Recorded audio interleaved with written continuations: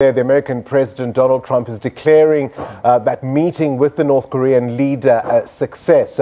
Not very clear on some of the details, but he's certainly praised the North Korean leader, calling him a good guy, and also saying that if needs be, he would welcome him for a visit to the White House. We're joined now, of course, by international relations expert Professor John Stremlau in studio. Good evening to you, and thank you for talking to us. I mean, this has been greeted with something of a mixed reaction, cautious optimism, but a lot of people already starting to ask questions about the details. And well, they should. I mean, it's always better to be talking rather than fighting. Had there been a risk of a nuclear exchange, then I think your viewers would have voted this was a much more important issue, because everyone would get damaged by a nuclear exchange. On the other hand, they are not wrong, your viewers, to say that they're indifferent right now, because we really don't know, other than the photo opportunity, what may or may not lie behind this agreement. Well, we also know, though, in the press conference afterwards that the U.S. president spoke about eventually pulling troops out of South Korea. Certainly, he said he's going to take action to make sure that those joint military exercises don't take place. I mean, that seems to be a major concession without much clarity as to what it is the North Koreans offered the U.S. You're very right to make that point, because I think it surprised South Korea, that relies on the American security blanket.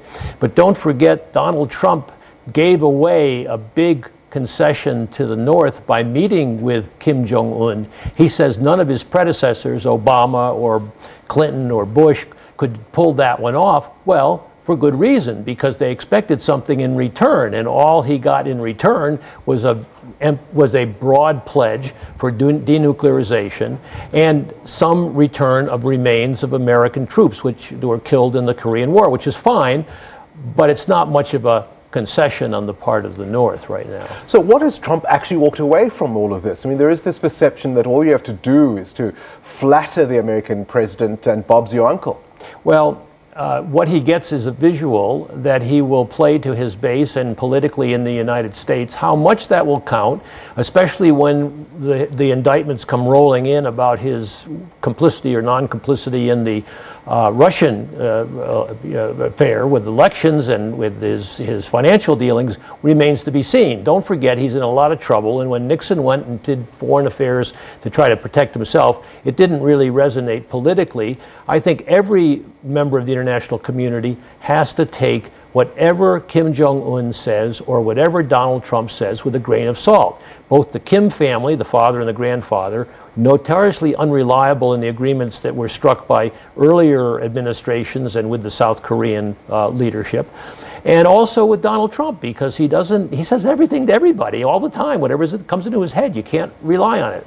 So, I mean, it makes it all feel very confusing, because, of course, the big push from the White House has been about the denuclearization of the Korean Peninsula, but there's almost been no mention of human rights, and we know, of course, that the regime in North Korea has had terrible human rights abuses. That seems to have been put off the table, but you'd also talk about how Seoul was surprised at some of the pronouncements that came out today. The U.S. military has made complaints, diplomats, the State Department officials are making complaints.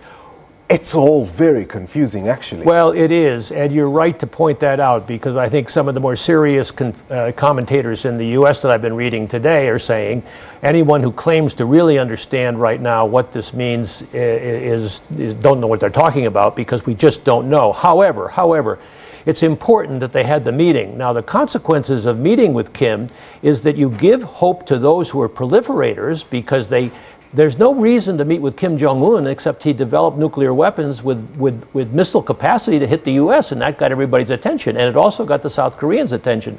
But what I like about what President Moon is saying in South Korea, and he's, by the way, apparently got very good relations with Cyril Ramaphosa here, so maybe they can compare notes on how you move down a negotiating pathway at some point. What the South is saying is that because he's got this nuclear weapon now, and he got the attention of the world, and he's moved out of his hermit kingdom, he does need the sanctions to be lifted, and he needs economic cooperation. So the South is rich. It's the 10th largest economy in the world, bigger than Russia now. It can make incentives for a due process if you leave this to the Koreans who have occupied that peninsula for 4,000 years, and the international community supports whatever they agree on, and maybe move this thing forward.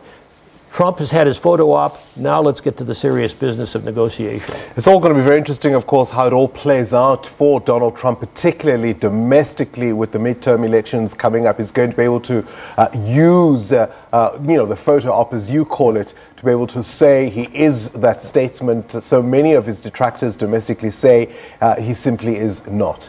That's right, and you're absolutely right, but I think basically the alignments are being set, and I think someone like myself who's looked very carefully at what he said over the years just doesn't believe the rhetoric until he sees the reality behind it, and I'm concerned with some of the actions that he took, including in the G7 summit. You know, if you're beating up on Canada in order to impress the North Koreans that you're a tough guy, that's crazy. Well, I think on that note, I mean, you couldn't have said it more clearly.